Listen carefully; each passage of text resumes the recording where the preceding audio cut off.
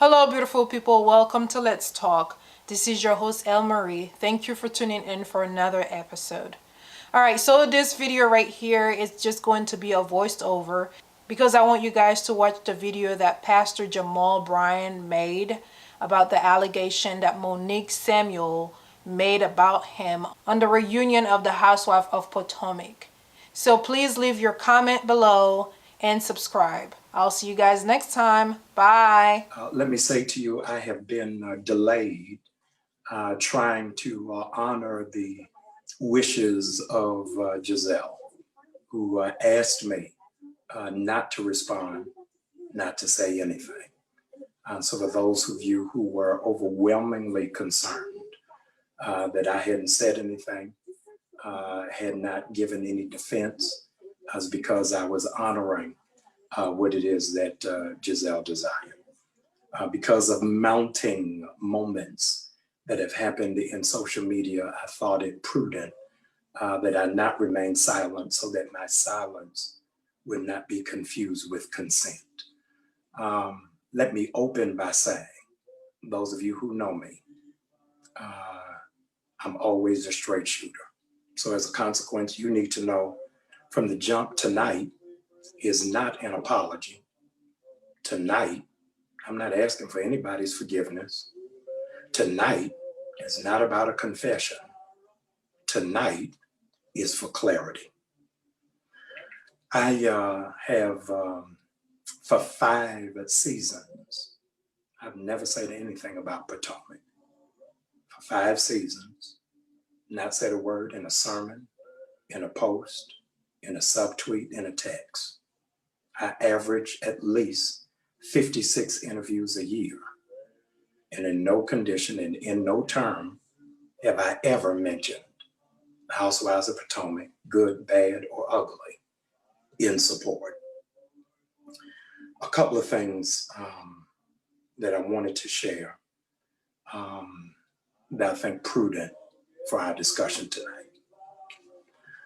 I have long since not been an advocate for many reality television shows because I don't think that it represents the best of who we are, nor does it advance our progress, our maturity, and our brilliance. A bone of contention between Giselle and I for years was about her participation in the show and how it is that I did not support it. In baby steps of reconciliation, I agreed to be on it against my better judgment, against my wisdom, and even against my convictions.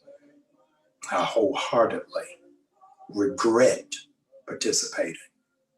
And I want you to know that I will never be on the Housewives of Potomac or anything in that franchise ever again. But I wanted you to know why. I took a couple of days to be sober of thought and clear of mind, so I would not, in fact, operate in emotionalism, but in sound judgment. So I want to tell you why you will never see me on the Housewives of Potomac again. It has been a gross misrepresentation of my character, my ministry, and my humanhood. There are a couple of things that have happened this season that require immediate redress.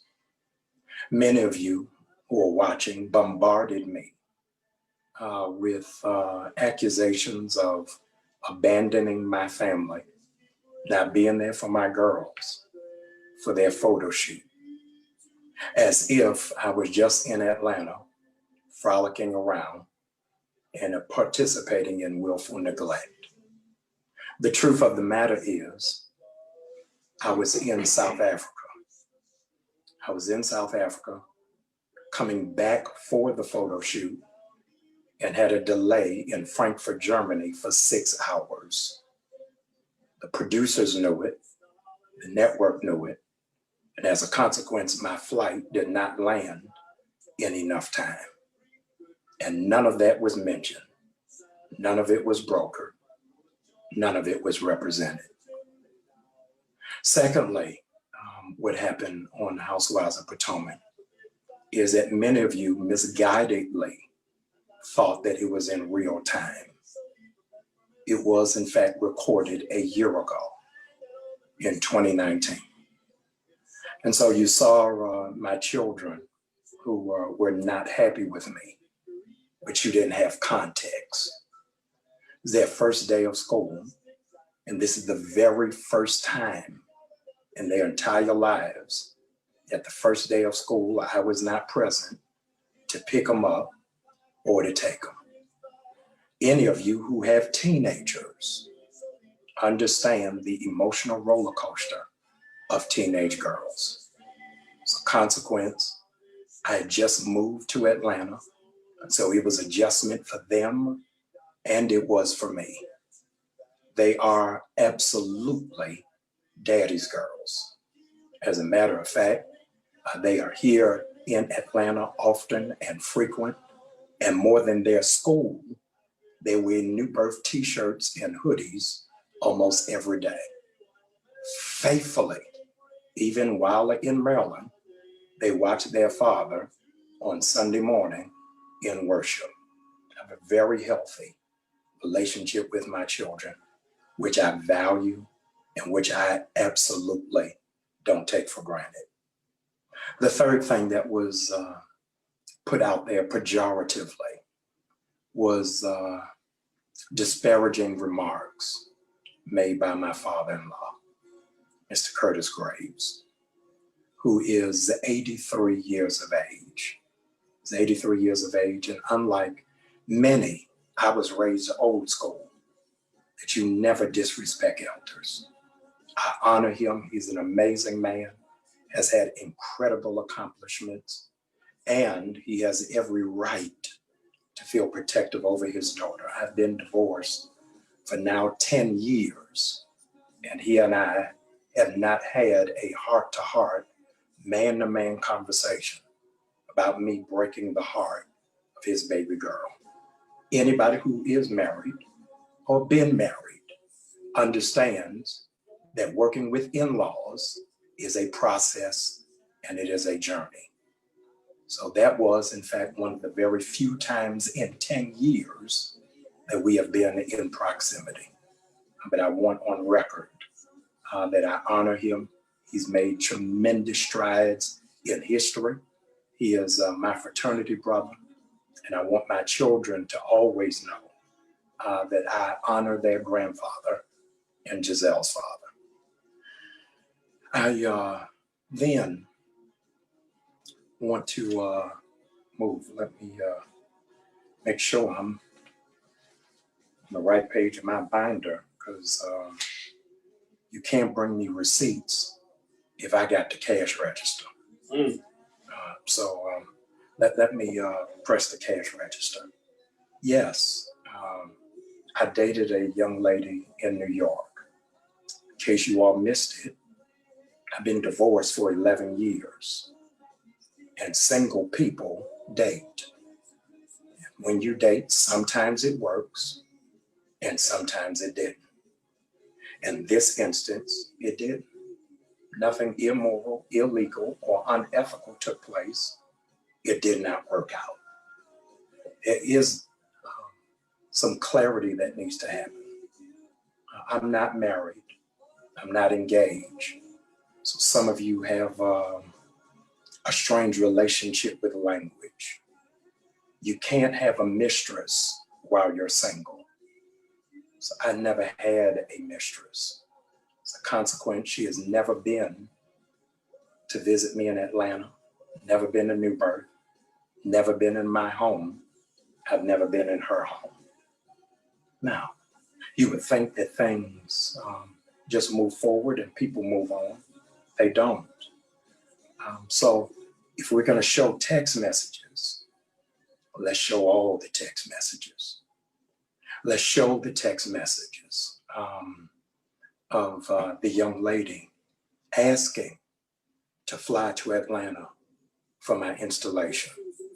Show the text message where I said, no, it's not a good idea. You're going to show the text message, show all the text messages where you asked to come down for Memorial Day. And I said, no, you can't come here. If you're going to show the text messages where you complained because I didn't open the door for you to speak on the Word Network. You're going to show the text message, show all of them, how it is that you wanted me to hire you to be on staff. I told you you weren't qualified. And so January, I brought in new staff members, 3 of them. My assistant pastor, Collis Lemons, my internet pastor, Kervance Ross, and my emerging generations pastor, Cariana Turner. So if you're going to show the text message, show the text message from January 5th, where you sent me in text, oh, I see you hired a young lady. You must be sleeping with her. To which I responded, no, I didn't even know her before I hired her. 56 people applied for the job, and she emerged because she is competent and because she is capable. And so for you to insinuate it is fraudulent. You're going to read the text messages. Read the text messages where you asked me to review your dissertation on Black women's empowerment. And I told you it needed a revision because it doesn't have depth. It doesn't have enough nuance, and there is no creativity. We're going to read the text. Read the text. How it is that you sent this, quote, receipts to 27 periodicals and blogs, hoping to sell a story. And of the 27 you sent it to, 25 dismissed it because they knew it had no merit, it had no weight. And so because doors were not opening, because you're chasing clout and an opportunity to get on a stage that gift and integrity necessitate, you then sent it to the executive producers of Bravo. Sent it to the executive producers of Bravo. They didn't respond. So you sent it to every person in the cast. Your dissertation is on the empowerment of Black women.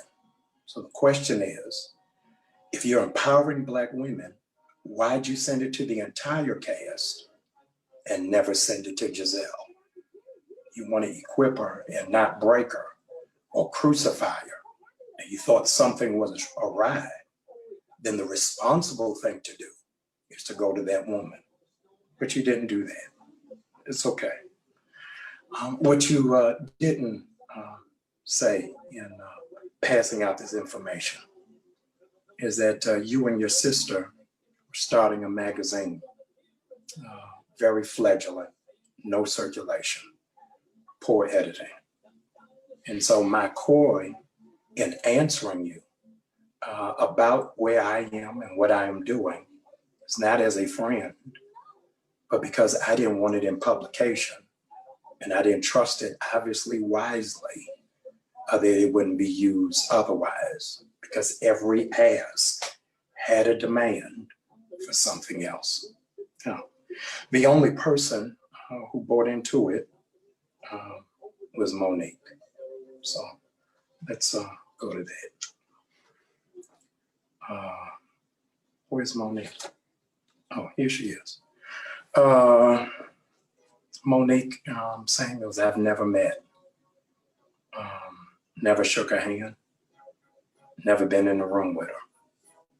And yet she's assassinated my character with high level of ire, of anger and hostility, a man she's never met.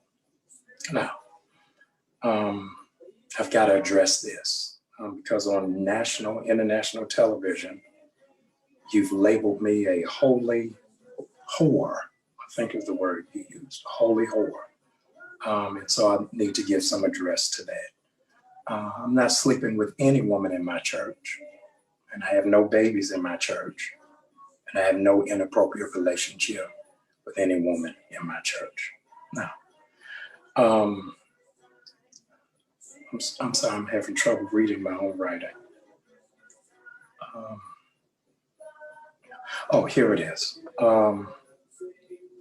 So I understand what the hostility was about and why the redirect of attention was on me. The redirect of attention on me, you teamed up with your best friend, who rest in peace, has gone on to be with the Lord, and generated a story because you wanted to redirect because you thought a story was getting ready to break, that your baby is from your trainer. And that's what got your husband upset because he thought Giselle leaked it. And I want to tell you, Monique and Chris, it is not Giselle who leaked that, but Monique, your best friend Gigi. We had nothing to do with it. You came hostile and angry, and it was misdirected rage. Misdirected rage because you live in a house with a man who has anger management, who doesn't mind expressing volatile behavior. And everything that I'm saying tonight is not conjecture. This is not murder. This is self-defense. And so on Sunday, for the first time in 5 years, I'm inviting my audience to watch the reunion, Housewives of Potomac, where you will see Monique's husband try to attack my wife, my ex-wife, Ann Robin. And security had to be called, and he had to be subdued. And I'm very concerned. Monique, you all have my phone number as you expressed on the show, but I had you all's address. And because of grace, I didn't respond to that. Chris, you've got to take care of CTE. Yeah. Some of your former teammates contacted me. They're concerned. Said, Jamal, please don't respond because CT is a progressive degenerative disease from a history of trauma to the brain. And so just last week, you had an outbreak again of verbally assaulting a Black woman in Safeway. We have the footage of that, but I'm not going to air that, but I'm asking you to please get help. I've tracked down your pastor, so all of what I'm saying is in love, so that your pastor can help you get the help that is needed and that is necessary. None of this really necessitated happening. I've not bothered any of you. I've not said anything disparaging against any of you. I've not attacked any of you, but I thought it was necessary for a couple of reasons. I thought it was necessary because of the failures of my past. It made the accusations of the present believable. And many of you began writing on my social media with no information, began attacking me with no information, start going all the way in with no information. And I wanted believers to know that no matter what it is that you did in your past, you can outlive it in your present. And regrettably, those of you who have said the most vile, nasty, and negative things did it behind scripture. You did it under the guise of being saved, not calling for prayer, but immediately calling for crucifixion. I didn't say that I was perfect, nor do I pretend to be. But don't come for me unless I invite you. All of us are in a journey of a process of trying to be better, trying to work out, and I am one of them. And so you have to forgive me because I'm not going to hold you long. Pastor, why are you running? I'm running because I got to get ready, because Saturday I got to feed 8,000 families in Atlanta who don't have groceries. I think I got to announce that here because none of these bloggers are going to write about that. I got to go because as soon as I finish that, I got to open up Christmas City for 1,000 disadvantaged children whose parents are incarcerated, they're in foster care, or their parents have been laid off in COVID.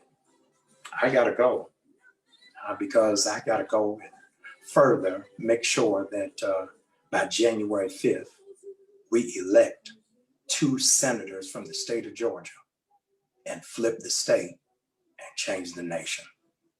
I gotta go because I'm not called to entertainment. I'm called to empowerment. So I know that many of you will still have stuff to say. I am not here to convince you. What I am here to say is I wish we would expend as much energy pushing positive than we do pushing negative. I wish when one of us falls or makes a misstep, we will cover them, protect them, and then push them. I wish that at some point or another, we would mature and reason together. I live in Atlanta, but I'm from Baltimore. I want to wish all of you a Merry Christmas and to all a good night. God bless you.